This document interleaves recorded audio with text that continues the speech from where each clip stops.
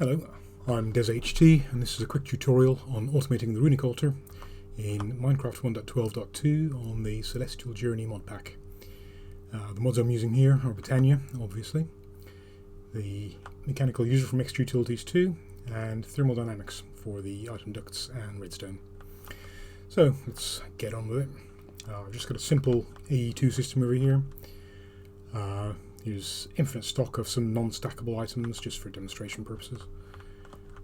And over here we have the actual mechanism. So we have a ME interface here. It's in blocking mode, so don't push crafting items. That's highly important. We keep some living rock in stock, and we have our patterns here. You'll notice the recipe does not include living rock in the ingredients. We just have the default items from the recipe. Well, I say default, this is Celestial Journey, so they are considerably more difficult than the base Botania mod. But anyway, the interface loads items into the mechanical user. The mechanical user's job is to click items onto the altar. So we do activate block with item, right click, random slot. We have redstone off, and that's important. We'll see why soon.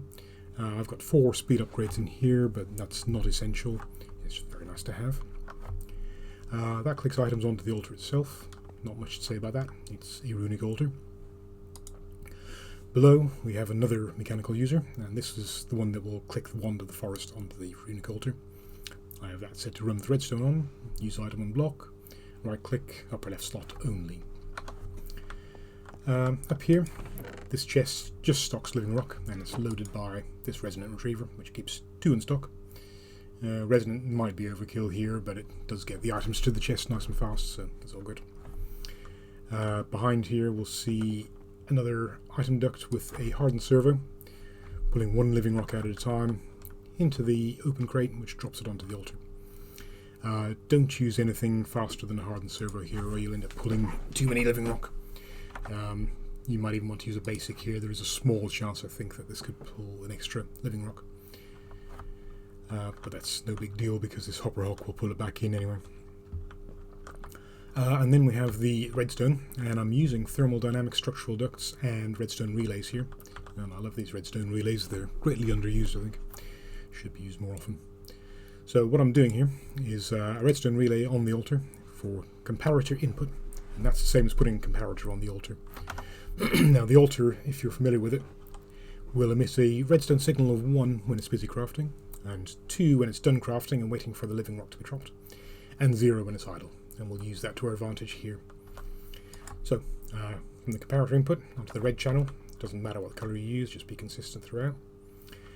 We'll go to the mechanical user with a redstone output, a threshold, and a threshold of greater than or equal to 1. That will stop the mechanical user while this is crafting and while it's waiting for living rock to be dropped, and stop it clicking items onto the altar, which is exactly what we need here, and this is why we have redstone off here. Below here we have this one as threshold 2, and that will start this one clicking when it's ready, i.e. this is emitting a signal of 2. This will click the wand of the forest onto the Runic altar. It's possible you don't even need redstone here, you could just let this run all the time, but this shuts it off when it's not in use, which is possibly a good thing for lag. I'm not sure how significant it is. Finally, we have another redstone output here, switching off this servo. This one will be inverted threshold 2, greater than or equal to 2. And that's basically, when this is ready, it will switch on this hardened servo here and pull 1 living rock from the chest. So that's basically it. So if I now try and craft something, let's craft a rune of fire, 1 or 2, doesn't matter because it does 2 at a time anyway. Here are the 9 ingredients it's going to send. You see them loaded onto the altar nice and fast. Crafting starts. Living rock is dropped, altar is clicked. Nice and easy. Obviously it happens very fast because I'm using a guide spreader here. It won't be as fast when you start off with this, but you can upgrade to that later on. Now this works great, but it's even better than that because this will handle multiple crafts at a time without screwing up the altar and loading too many items. So if I now go back, let's craft, say, 6 runes of fire. It's going to load 3 of each item on there. Let's start. Altar gets loaded, starts crafting. And the next batch of items is waiting in there because this has been switched off, and there it goes. And that's the third batch of items there. Everything's done nice and sequentially. The altar doesn't get overloaded. Mechanical user waits between each craft, and there you go, nice and smooth. So that's a nice compact system. It's pretty quick, it's tidy.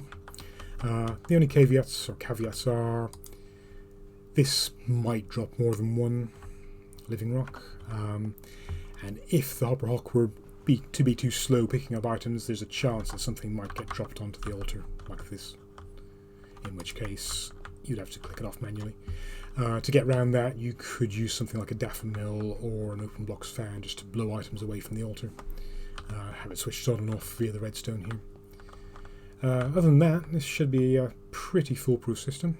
It seems to work very smoothly. I haven't seen it fail yet. So yeah, thank you very much for watching. I hope this helps, and goodbye.